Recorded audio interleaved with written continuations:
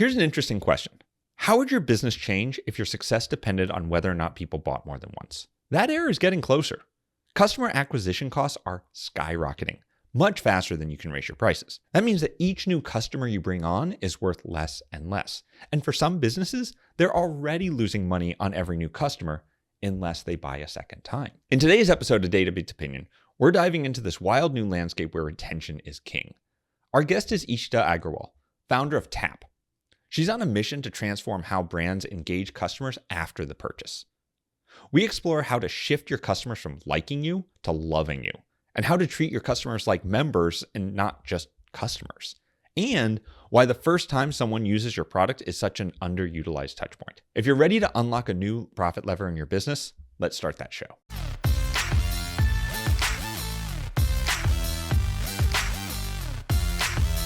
Thanks for joining us, Ish, and I'm really excited that you're here. Thanks so much for having me, Keith. I'm pumped to be here. Yeah. So for people who are tuning in who don't, we've done the intro, they should know who you are, but give me a little bit of background about who you are. What is Tapp? How did you come into this? Great question. Yeah, my background is a little bit different than I think most people in commerce. So I started my career in consulting, very traditional consulting, like M&A, all that stuff. Learned what it felt like to be a professional in the corporate world and really honestly enjoyed it a lot. And eventually ended up in the emerging technologies team, which was truly a dream role for me. So I was doing projects ranging from things like 3D printing and drones and AR and VR and AI, cool. back when AI was simulation and not like all the LLM stuff that we're doing now. And really fell in love with the space. I realized that I loved operating at the intersection of not just technology, but also incorporating elements of design and behavioral science that could create really great experiences for consumers. So I did that for a couple of years and wanted to continue to get more expertise in this intersection and ended up going to business school at Stanford. And while I was there, kind of took all the design classes from the greats and like met all the coolest professors and did all the fun internships like at Google X and like a bunch of cool stuff. It was truly like the best 2 years. But I really became more and more curious about this intersection and how all three of these disciplines really do come together to create the greatest experiences you and I probably have had when it relates to like technology and the world that we live in. And it was actually in one of our startup classes called Startup Garage. And the point of this class is like, how do you start a business? And we started with something completely different. But as we kind of were researching this other company idea that we had, I stumbled into the world of commerce, and I had never really been in e-com. I'm a consumer, but outside of that, I didn't really know anything about the economics or the problems or what's working, what's not working. And something I became curious about as we did a bunch of customer interviews was people kept talking about how they were really excited when they purchased from brands, but then once they bought a brand's products, they felt kind of distant from them. Like there was nothing really happening in terms of the engagement. And I just became really kind of obsessed with that space of like, okay, like what does that mean? Why is there an issue there? Like what's happening? And eventually that curiosity turned into what Tapp is today, which I'm sure we'll talk a lot about, but that's kind of the journey that we went on.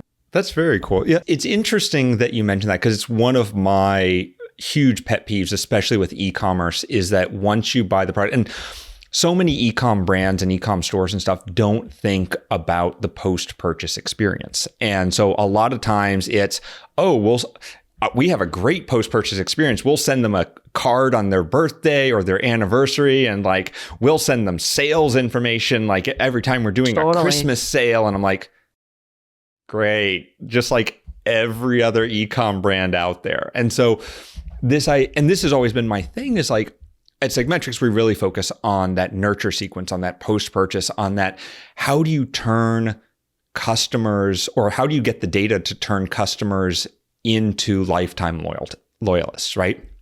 And this is one of the reasons I was so interested to talk with you and with Tapp, because that's essentially what you're doing with that, going beyond we just send them a postcard every 6 months, right? Like, absolutely. So what does it do? Like, how do you... I have so many questions. I think my first is, in a perfect world, what does that look like? What does Tapp allow e-commerce brands to do to create that engagement? I think, do you mind if I actually step back and explain why it's important first? Let's do it. Because I think that helps kind of frame the conversation a little bit. So when it came to commerce, the first thing I noticed, honestly, immediately, the first thing I do is I take a look at like, what is the tech stack that's available? Again, I come from tech, so I'm big on tech stacks and kind of like figuring out tooling. And I literally looked at a landscape of e-com, and it was very clear, even visually. You could see that when it comes to the acquisition side of the funnel, there was thousands of tools that existed for brands. And when you looked at retention, there really wasn't a lot. It's much more bare if you put it on a screen. So there's, of course, email and SMS and subscriptions kind of build the foundation of what retention looks like today. And beyond that, there's like loyalty programs and referral programs and all this kind of stuff. But really what those are targeting is like the top 10% of your customers, right? Like you're rewarding the top 10%. Those are the people that are referring you, the people involved in your communities, or the people that already really love you. But there really isn't a lot happening for the rest of your customers, right? So this was the first thing I realized. A, that there wasn't a lot happening in retention. And B, that retention was happening was for the top 10%. And again, coming from tech, that's not how we approach things. So in tech, everything is about retention. We're looking at onboarding flows and habit loops and MAU and DAU. For example, if you're working on Instagram, you're not just looking at the top 10% of Instagram customers. You're looking at every single Instagram user and trying to figure out how to get them to engage with you. Because in tech, we live and die by retention, because the idea is that everyone's buying month after month, and that retention and that engagement is how we continue to stay in business. If we lose that, we lose everything. Exactly. And I knew that from the tech world. So something I became curious about, the next thing I always kind of do when I'm thinking about some of this type of stuff is what is the economics? I was like, maybe retention doesn't matter in commerce. Like maybe it truly just like isn't as important. Again, I don't come from the space. So I was like very curious about these things. And as you know, that is not true. So LTV to CAC, always kind of the key thing for any business of like, how is this going to, what is the function? How good is this business model for you? And the math is not mathing in e-com anymore, because CAC is as high as it's ever been. I'll give you the example. Oh, it's crazy. Like in the beauty industry, for example, the average cost of acquisition, at least a couple months ago, was $61. Insane, because it's higher than the purchase price of the product, which means that these brands are losing Negative money. ROI. Yes, on acquiring you. If you don't buy from them again, they've literally lost money on you. At this point, I was like, okay, I feel like I've validated a couple of things. Like retention is an more enormous part of the mathing for any e-com company. In addition to that, I don't think there's anything happening in like the world of retention and trying to increase the LTV side of that equation. And what is happening is only focused on a very small subset of customers. So I think a lot of these things were starting to come together. And the next question was like, okay, cool. Like, here's the problem. Why does the problem exist? Like, what is happening? What are people doing? Why are they not doing more? Because I'm never one to assume that people don't know these things. People are very smart. They understand their businesses. So I would often assume that they don't know these things or don't care. I think people are very limited by the tooling that's available to them. Yes, 100%. So again, like looking at the ecosystem that's available, like if all you have access to is like the loyalty program that's going to reward you for buying more stuff, that's all you're going to be able to do. There is not much more that you can do beyond that. But as we dug deeper into it, we found the problem that we think is the core problem, which is that today brands are treating their customers like customers instead of treating them like members of their brand. What I mean by that is when someone's a customer, you have a transactional relationship with them. So you are sending them 5 emails a day, but the goal of those emails is to stay top of mind. You're throwing discount codes at them because you just want them to continue to purchase from you. But you're really not cultivating a relationship. When you're getting someone to buy from you, you're courting them. You're like, look at all this cool stuff we have, and we're solving all your problems, and here's all this information. But then once I buy from you, that relationship is no longer continued. You're just throwing stuff at me and hoping that I continue to come back. It's almost like the purchase is treated like the finish line instead of like the starting point of a relationship. When someone's a member, what we're realizing is there's this crazy stat that in every single category today, there's 6 times as many brands as there were just 5 years ago. So you can imagine the amount of competition that these brands are dealing with. So the crazy thing to me is when someone buys your product, they've chosen you, not the other 50 or 100 brands they could have purchased from, which tells me that yes, your product has to be good. I think a lot of brands today rely on their product being fantastic. And yes, product has to be good, but that's almost like table stakes at this point. Like your product has to work. But really why they're buying is there's something about your brand that they're resonating with. I think the brand really matters. The ethos, the mission, there's something about it that matters. So why is it today that instead of inviting you as being like, hey, you've purchased from us, you now have access to this membership experience that is only exclusive to people that are purchasing from us? Why is it that I'm just speaking at you? I'm throwing emails and SMS and discounts at you, and I'm not inviting you to engage with me in any way, shape, or form. So that was kind of what we discovered as like, okay, the problem is that retention isn't, but really the problem is that like brands don't have a way to make customers feel special and continue that relationship. So that's all well and good, but now getting to your question, what is the solution? Like, how do you fix something like that? What do we do about it? So what we do is we also know that brands are very busy and like don't have a lot of time and resources to be spending on new stuff and keeping up with a lot of stuff. So we take content that brands already have. So they have tons of content in their social media, email campaigns, ad campaigns, websites, etc.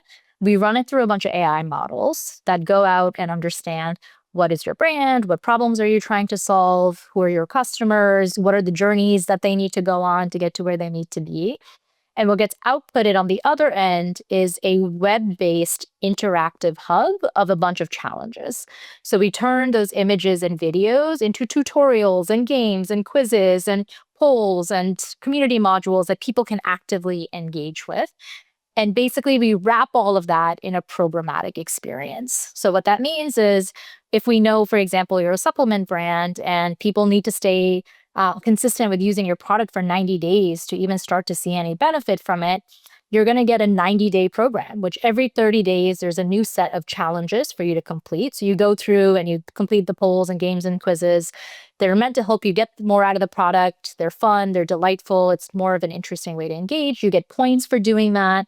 Those points can be redeemed for rewards as long as you continue to stay subscribed or continue to purchase from the brand. But now you've kind of created a program for the customer to follow instead of it just kind of being random communications after you buy.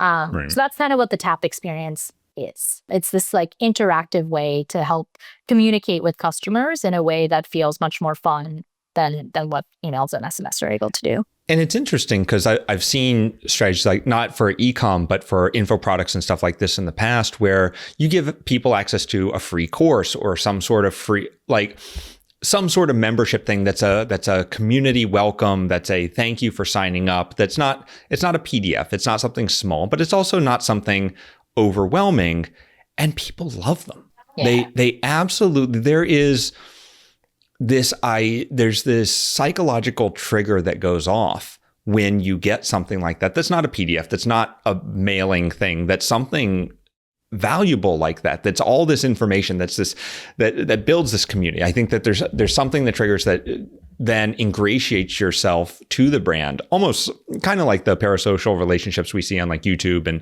social media and stuff. But it's that same thing. It's that give and take, that quid pro quo kind of thing of I receive something, now I have a better feeling towards you. Totally. So completely see how it fits into that. What type of results have you seen from this type of thing? Because it seems like, I think a lot of people probably listening are kind of like, well, that sounds great, but how do you get people into it? Like, I mean, it's just another email. Like, what's the attraction rate, I guess, the acquisition rate? What's the retention rate? And how does that translate to sales at the back end? Great question. So I guess there's a couple of different parts of our funnel that we look at. And the first is like how many people are engaging, then how many people are engaging actively and are earning the rewards, and then how many people stay engaged or subscribed or are buying more, et cetera. So in the first piece of that, how many people engage, we have a couple of different ways for customers to enter into the experience. And we talk about it from simplest to most effective. The simplest is through email and SMS because brands are already doing a lot with that. So we can easily plug it into Klaviyo, et cetera. The funny thing is that we tried to stay away from email and SMS for a long time because I was like, I'm not a believer in email and SMS in this industry. Like, I think it needs to go away. Like, goodbye email. But so current CTRs are around like 3-ish%, I would say, for like normal e-com emails that are being sent out. Our emails focus very much on the program, right? So it's like, hey, like here's this experience, like here's what you can get, the rewards you can earn, et cetera. And our engagement rates just through email are around 20%. So Yeah. that was shocking for us as well, because I was not a believer in email. And for a long time, I was like, nope, guys, like we're not doing email. Wrong decision. Like it ended up working pretty well. And it was the data that showed you that, right? And Yes. and this is, for me, it's kind of obvious because I come from that creator and that info product backend where our email rates are 25 to 50%. Like that's how these creators connect with their users. But and that's always the divide I see between e-commerce and kind of the creator workspace or those audiences, is that e-com is very, like you're saying, very focused on that front end. And because their emails get 2 to 3% because they're all sales, they don't think that there's value in that back of funnel. But what you're showing is that there definitely is. Yeah. And 50% is like, I love your face right there. Yeah, like, I was like, whoa, I had no idea that people were looking at emails. So that was already and that was just with email. We have even better rates with SMS, but it's variable depending on the brand. So we don't talk about those metrics as much as because it's so different brand to brand. And then the most effective is actually why the company's called Tapp. So we believe in a future where you're actually coupling the software experience with the product experience. So I'm sure you've seen QR codes on packaging. Well, they're not effective. They have scan rates of like 1 to 2% for a lot of different reasons. But again, because I come from like an emerging technology background, I'm a big believer in NFC tags. So I don't know if you're familiar with that technology at all. For anyone that's not, it's like Apple Pay. So there are these little stickers that can go anywhere on your packaging. So it basically allows you to use your phone. I have my water bottle near me, but you can like literally just tap on it and then it launches this whole web-based experience that we discussed. And I do want to mention here, because I think a lot of people who haven't used NFC tags in the past and stuff, they're like, oh, it'll be so expensive. You can buy like 1,000 of them for like $1. Like they are maybe not that cheap, but they are super cheap and they're programmable. They're very cool things. It's very cool technology. And they're stickers, right? So like it's very easy to put on your packaging. They're not ugly like QR codes because you can print anything on top of them. A lot of value. And we have some brands that have used us for that. And the tap rates on these are about 40%. So way higher than QR codes. And I think the interesting thing that unlocks for us is omnichannel, because when brands are selling in retail, and by the way, 90% of commerce in the US is not done through a brand's website, meaning brands don't know who 90% of their customers are even, let alone trying to have a relationship with them. This, I think, unlocks this really interesting space where you can start to create that brand relationship even when you don't know who that customer is. So we always say simplest email, most effective, the tags, and depending on the brand and their complexity of their supply chain and whatever, our goal is to move everyone into the Tapp experience at some point. But we realized at some point this year in our like all our pivots and positioning that like maybe the tags were something that we need to work towards rather than it be like a core part of our selling proposition. So that's kind of our acquisition of like email actually ends up working way better than expected. Tags even better. And then of course you can have like inserts and stuff like that. So there's lots of different ways to get into it. Brands want to put us on their websites and stuff like that. They can because we're a web app, but we actually think that post-purchase deserves its separate space. Like your website is meant to buy stuff. This is meant to be a space for engagement. And I think those are kind of two different things that you don't need to muddy up with each other. But again, a brand can do what they want. It's their experience. So there's lots of ways that people get in.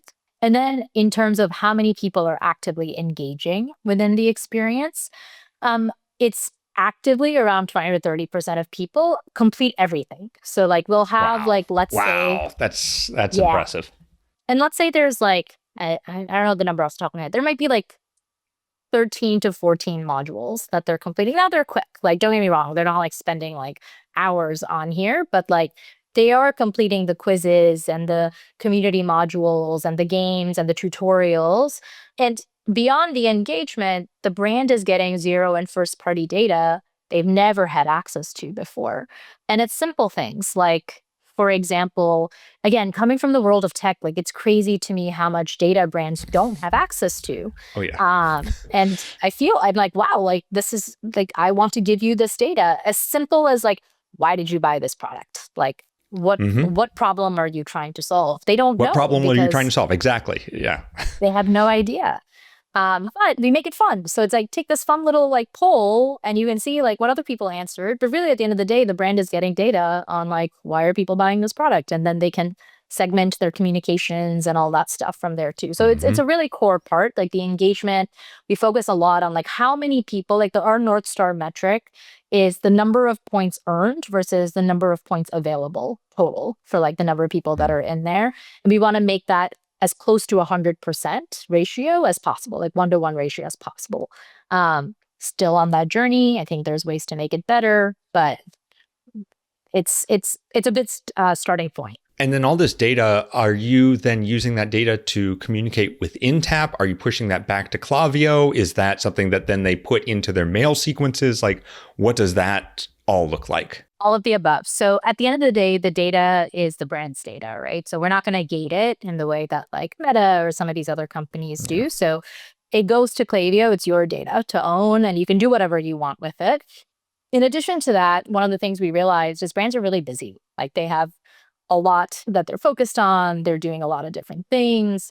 So it's hard for them to find time to even know what to do with this much data. So the Tapp experience actually personalizes over time. So as we learn, like, okay, Keith bought this product because he's trying to solve problem A, and Ish bought this product because she's trying to solve problem B. And by the way, Keith loves soccer and Ish loves reading. I'm just making stuff up. So the type of content that we should see in here and the types of challenges and like the framing of those challenges should be relevant to us. Right. Otherwise, they feel really generic. So that's kind of the path we're on right now. We have pieces of this personalization, but we kind of wanted to feel like Instagram in the sense of like, you feel like it just knows you. It's like, oh, like you're giving me Right. stuff and I'm competing in challenges and whatever that feel really relevant to me. So I'm continuing to be more engaged. So we kind of use both of those things to create a better experience.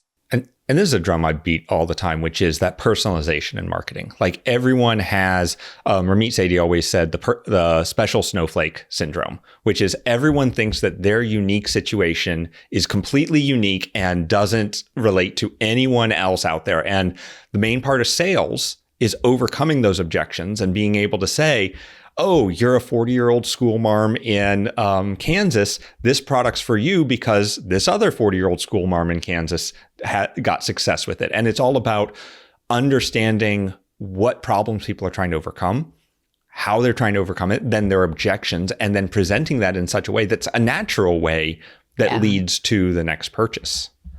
So Exactly. it's amazing. That's amazing. Exactly.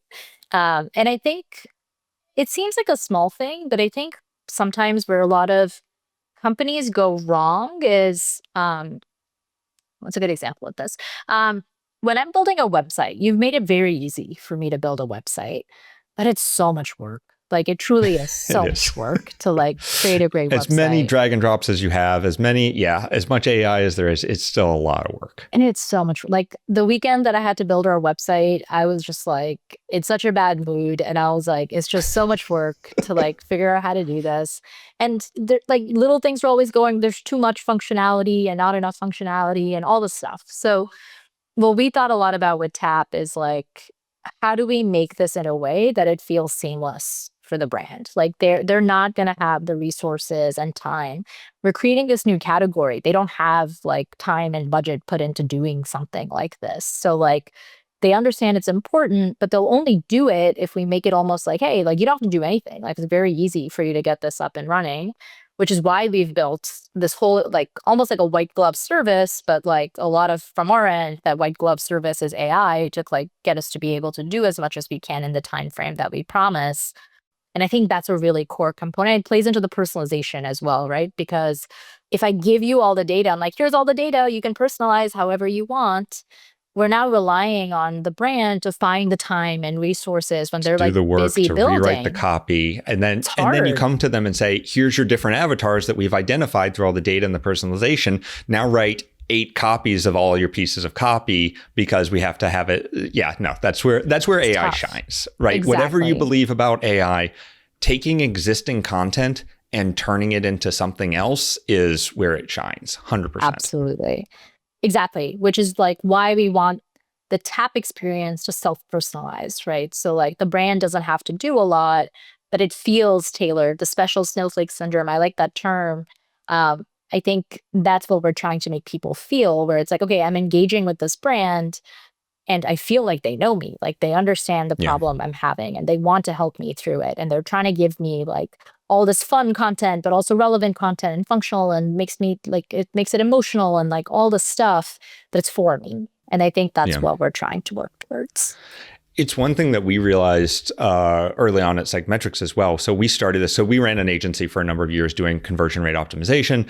SegMetrics was really the tool to be able to do that data. And we were like, we're going to have a tool. People are going to come in and use it, and we'll have support, but no services, no agency on top of it. And that was a mistake because it really is people, like you're saying, they need this. They know they need it. They know they should have it in their business, but they don't have the time, the effort, or even really the know-how. If you go to some of these e-commerce brands and say, hey, you need a back-end engagement platform that questions people, that brings them in, that really engages and gives them all this fun stuff to do, they're going to have like a bunch of like drag and drop quizzes and stuff and not even know how to do that, right? They don't have the knowledge set to be able to implement that. And that's where I think Tapp really comes in with that and is able to say, you know you need it. We know you need it. Here's how we string it all together into a package for you. I think at the end of the day, it's all about experience, right? So exactly, the end user experience for sure, but also like your customer is the brand. So how do you make their experience great? Exactly. And I want to talk a little bit about, okay, so we've talked about why it's important to keep engagement, why it's important to keep the brand top of mind, how to do that in an organic way that's very personalized through something like Tapp. How does this then translate to sales? Is it top of mind? Is it something more? Is it something educational? Like even in just your perfect world, what do you see as kind of that next engagement step from, okay, now I'm a part of this community to let me buy all the things? So the way that it's structured is there's different cadences for different brands, but just for the sake of simplicity, let's say that we're talking about a supplement brand that has a bunch of subscribers, right? So like, let's just keep it simple. So the idea here would be that every month there's a fresh set of challenges that people need to complete. And again, it's kind of following the customer's journey. They're getting relevant stuff for them. Like month 1 looks different than month 3, etc. And as you complete these challenges, you're earning points, and those points can be redeemed for rewards. And those rewards, we always say like, hey, don't make it a discount code. No one cares about discount codes anymore. Make it merch, make it stuff they can't buy. Like make it something that's like, hey, you can only earn this if you engage with us in like these meaningful ways. And if you do that, you get it with your next purchase. So that's how we're incentivizing people, the retention piece of it, right? Like, yes, you're getting a bunch of data and that's great, but really you're earning these rewards that you're excited about, but you can only get it with your next purchase. So this taps into something. I think that's a very visceral thing. Like do you know Nintendo Club by any chance? Yeah. So Nintendo Club, I thought it was only in Japan. I think maybe it's worldwide now. But anyways, my cousin's very big into like video games, so I know all these random things about that world. Awesome. So whenever you buy a product from Nintendo and you have a number of points and you used to have a little barcode or something like that, and you register it to your Nintendo account, blah, blah, you get points. Very common. Yeah. But just like you're saying, everything in that Nintendo Club store is only available in the Nintendo Club store. And it can be small things. It's like I have a Goomba handkerchief. I have like a clear file with, I think, Zelda on it. But then I also have what was it? I had a Super Famicom branded Wii controller. And they only released it. Yeah, they only released it through the Nintendo Club store. They also did a special release of Legend of Zelda 1 and 2 on the GameCube way back in the day. That's cool. Also only available through the store. So they had these things that, and people, it was so funny because you'd buy a used game and people would always take the code out. Like that was the number one thing. Everyone wanted the code because you could get these things you can't get anywhere else. And it did build a community. It built I want to buy these games and I don't want to buy them used. I want to buy them new so that I get that code so I can get more points so that I can get something off the Nintendo Club store. So I think, I love it. Man, and that brought back some core memories for me, you mentioning that. No, it's true. I give a very different category, but similar example. There's a workout here in New York and in some I think big cities in the US called Solidcore. Are you familiar with them at all? I think I've heard of them, yeah. It's like this Pilates meets HIIT, it's a crazy workout. But they do this thing every holiday season called the Solidays, which is basically in a period of 2 weeks. I think you have to go to 10 classes, which is basically all week you have to keep going to solid core, which is kind of figured. It's a lot. That's a lot of solid core in a period of 2 weeks. And you're paying full price for every class. There's not any crazy discount or something that they're giving you. All you get if you accomplish that is a hoodie at the end of it that you cannot buy. So there's no place for you to go purchase it. You can only earn it if you basically kill yourself doing this for 2 weeks. And I have not been able to book a class in these 2 weeks. And the wait list is full. And the wait list for the wait list is full. It's crazy how much people love exclusive stuff that they cannot get unless they earn it. It's interesting because when we talk about, I'm trying to think of how to phrase this. When we talk to e-commerce brands and when we talk to people about post-purchase experiences and stuff, I think people don't realize the breadth and the amount of fervor that goes into some of these things, like the Solidays, which, by the way, great naming, and the Nintendo Club and stuff like this. I think people think of it it's just a content place. It's just this. It's more emails, and I was just talking with someone and they were mentioning that more than data, more than ideas and explanations, people really respond to these stories. And the Soliday story and the Nintendo Club story and these things are these are tangible things that people get super excited about. And they're not that hard. Right? And I think that's the magic. So when someone thinks about, my post-purchase content experience and all this, and they're thinking well, what does that look like? It doesn't have to be this crazy thing. It just needs something to leverage it, something like Tapp, and then something to pull that data in and to really understand your customer base. But that's, yeah. It's a tough thing to do. When you don't have the tools for it, it's hard to do. Yeah. It's hard to do. And I think that people overthink it as well. And people just go crazy over a sweat, something as simple as a sweatshirt. Man, we give out Yeti tumblers that have our logo and Data Beats opinion written on them. People love them.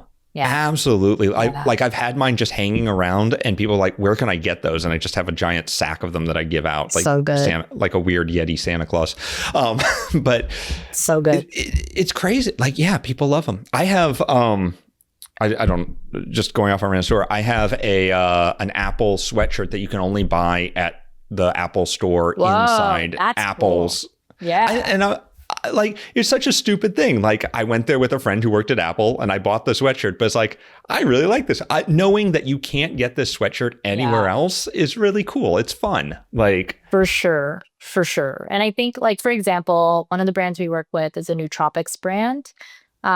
Which basically helps people focus, etc. And one of their first prizes is a hat that says thinking cap. And I'm like, it's just so good, like it just is, it Yeah. needs to be on brand.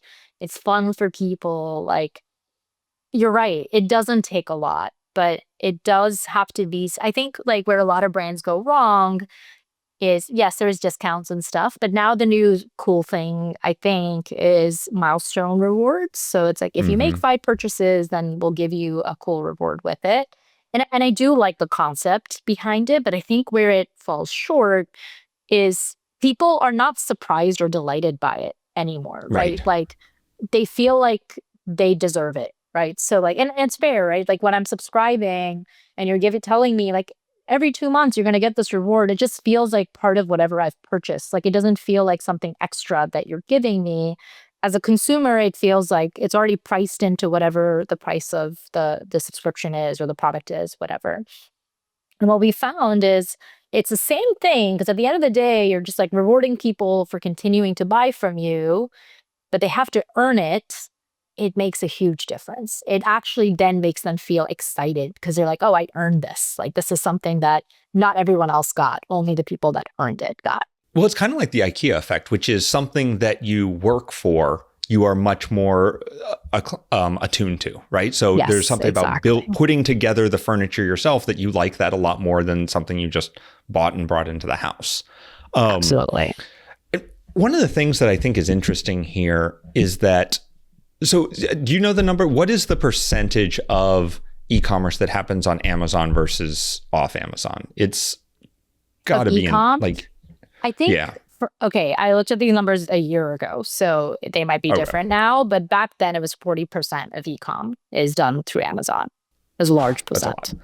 Yeah. So that means that, so Amazon is notoriously a black box, right? And so this seems like a way that you can then connect with your customers outside of that black box where you're no longer part of a fulfillment machine. You are still able to keep your branding and to keep your experience even through a mass market channel like Amazon or Walmart or something where you don't get that experience. Yeah, absolutely. And I think there's a huge opportunity there as well. And then just to clarify, the 40% is just in e-com, so not physical retail. Right. Like if you're Yeah. Not just physical, looking just at, e-com. yeah, Yeah. just e-com. And actually that's where Tapp started. Like the problem we wanted to solve was this crazy number, like, hey, 90% of commerce is done not on your website, meaning you don't know who these people are, which is why we came up with the tags and we're like doing all this cool stuff that we think the world should work towards. And there is like a huge opportunity there, right? Because when I'm buying you in Amazon, like there is no relationship I have with you. And again, to go back to the statistic of there's 6 times as many brands in every category. So if you're emailing me 5 times a day, they're also emailing me 5 times a day, trying to get my attention and give me discounts and incentivize me to steal me away from you into whatever their platform is. So I think a big part of what we want to create is this like gravitational pull into the brand. And yes, like I think part of it could be like, hey, here's a reason that you should shop in DTC because we have this whole experience. But ideally for us at some point, like this is your brand experience. Like I think it's kind of wild today that a brand's website is really where the brand lives, right? Like the Yeah. brand, if you were to put it like in one place, it's on your website. And I think websites are kind of old school. Like I don't enjoy being on websites. Like I really Yeah. don't. Like it's not Especially fun. brand websites. Yeah. No, They're it's they're meant for shopping, which is great. Like when I'm trying to shop, it's great. But like I think because brands have a very limited set of platforms where they can bring their brand to, like they have social media and like yes, that's great, but how many people are following you on socials and are seeing you? Probably not as many as you would like.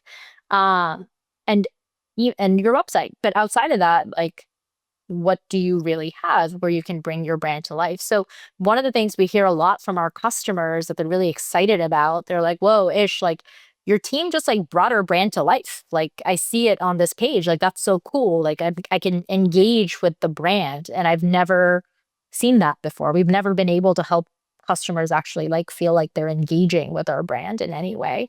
Um, for everything they're just consuming or like buying from us, but that's it.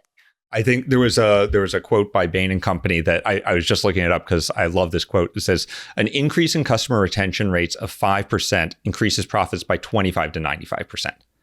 And so it doesn't take much to really boost that. People who love you, they really love you and they will continue to buy from you. And like, I think anyone who doesn't think that way should just go onto a subreddit for any brand that you can think of and just look at this super passionate group of people who are just like constantly talking about these products and these are the people that you really want to find and to look for and to cultivate. So it isn't just an email, it is something more for them. Yeah, I would take it even one step beyond that, because I think those people will always buy from you, right? Like the point here is like, how do you increase LTV?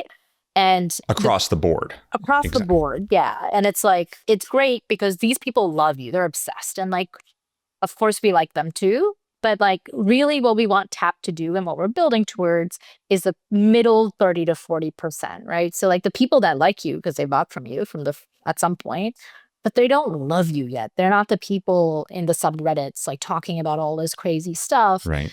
But how can we nudge them from liking you to loving you? Like, right. How do you up level them to someone who is just a fanatic about your brand? So excited about you. Yeah. And I think that's where a lot of the tools that exist today fall short, because they're focused on just the top 10%. But what about like the low hanging fruit of the 30 to 40 that you could probably nudge up there? Maybe you make that 10, 20%. Maybe you make it 30%. Who knows? But that's kind of what we're hoping to like be able to enable brands to do over time. So I have one kind of final kind of collecting question that I want to ask, which is, other than e-commerce brands not doing nurture on the back end and doing nothing on the back end, which you talked about, what is the other biggest mistake you see direct to consumer brands making that they constantly make?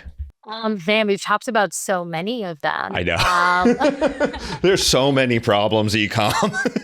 There are. Crap together. But I really think it's not the brand's fault. I really think it's not. Like, it's the tooling. Yeah. The tooling just doesn't exist. So like you can't expect them to create a company for themselves to do it. And some people do. I think the biggest mistake that brands make is that I think they think their customers don't care about them. And then like, I think they think that customers want to have a transactional relationship with them, right? Like, they think that the thing that's going to incentivize me is take 60% off, because in the world of acquisition, that's works beautifully, right? Like, you give me 60% off, for sure, I'm going to try the product. Like, that's cool. But once I've already bought it once, like, that discount is not going to make me fall in love with your brand. What's going to make me fall in love with your brand is, hey, what you do know for sure when I buy your product is that I'm trying to solve a problem, right? Like, whatever your product is trying to do, like, there's a problem that it's trying to solve. There might be 2 or 3, but the world of like what I'm trying to solve for, So like, why do you assume that I don't care? Like, I do care. Like, I'm trying to solve a problem. So become the place I can go to that I can trust to get everything that I want, that I could ever need about that problem, right? Like, you are the expert, and there's so much misinformation out there. Like, I'll get the example of like magnesium, right? Like, it's this hot, sexy product. I like hear about it all day on TikTok, but like, once I've bought from you, magnesium brand, like, become my source of truth. Like, become the place I go to like know more, educate me, make it fun, like make it interactive, but like help me engage with this problem in a way where I feel better walking away from it. So you assuming that I don't care, I think, is a mistake. Like, I do care. Like, I've spent money, I've like spent my cash to buy this product and solve this problem, but you're just assuming that the discount is what's going to incentivize me, which doesn't make sense. I fully agree with this. And I think that I think there's a societal view that the consumer is very fickle, right? And that they'll go wherever the pricing is or whatever it is. But I think you're exactly right. At the top end, it's not fickleness. It's not understanding. It's not there's so many choices out there. And we have a lack of curation at this point where product A is the same as product B, as product C, as product D when I'm first looking at it. But once I've made a decision on that, my fickleness is now gone, right? Because I've made a decision. So now I'm probably not going to jump ship to another product, a similar product, unless there's a problem. But what I am looking for is more information on how to use this product better. I think Weber Grills did a great job of this. They release a Weber cookbook, and all it is how to use your Weber grill to the best of its ability. It's just because they know the more someone is grilling and the more someone is using that Weber grill, oh, now I want a rotisserie, and now I want new brushes, and now I need this, and now I want a smoker. And you just up level through that experience. And that I made the decision to get the Weber. I'm in the Weber ecosystem now. So now teach me how to use it. And you were talking about how this is in tech. It's the exact same thing in tech. When I sign up for a piece of software, I've made the decision. I'm in. I want you to teach me how to use this software so that I'm getting the most out of it. We signed up for bug tracking, project tracking software. And I wanted to get on a call with the salespeople, and I just want to know what is the best way I've already made the decision. I'm using the software. What's the best way to use this software so that we can be productive? And we've been using the software for 6+ years at this point, right? So that's, like you're saying, in IT, in tech, this is obvious, but it's not. It's the same thing when you're dealing with a physical brand and it doesn't grok to them. So. Totally. And with your Weber example, I was just thinking, wouldn't it be so cool if they were putting out challenges every month? It doesn't have to be all the time. Grilling challenge. Which are this is the grill challenge of the month, and upload a picture or video of you doing it with your family and friends. And now it's cool. This is the community. These are all the people that chose Weber and not all the other girls I could have picked from. And now I feel like I'm a part of something. And it really doesn't take a lot to do that. It doesn't take a lot. And here's the interest. So I don't know if you're on Reddit or anything, but this has been trending on the top of Reddit for 2 months at this point. There is a person that's just cutting up chives. They are cutting up chives, and they're asking Reddit to approve or disapprove of their quality of cutting up the chives. And they're up to day 70 at this point. Every day, that's so they funny. Cut up a bunch of chives and take a picture. Wow. And it is at the top of Reddit. If you log out of Reddit, go just as a regular user, it's at the top of the freaking Reddit every time he posts. It's crazy. But it's something like that. It's just showing what you're doing. It's people love talking about themselves, and to then tie that together with the brand, yeah. Makes a lot of sense. Ish, thank you so much. This has been absolutely a wonderful conversation. I've loved going into this. I love that you're doing something about back end and nurturing an e-com, because it frustrates me so much that people don't focus on it. It warms the cockles of my cold dead heart. Where can people find you on the internets? And you can always go to our website that I know I painstakingly made over all weekend, thetapp.io. So the tapp.io. You can email me, ish@thetapp.io, and can definitely find me on LinkedIn. Awesome. Ish, thank you so much for your time. Thank you so much, Keith. This was so fun. Really appreciate you having me. Definitely. All right. Talk soon. Cheers. Talk to you later. Bye.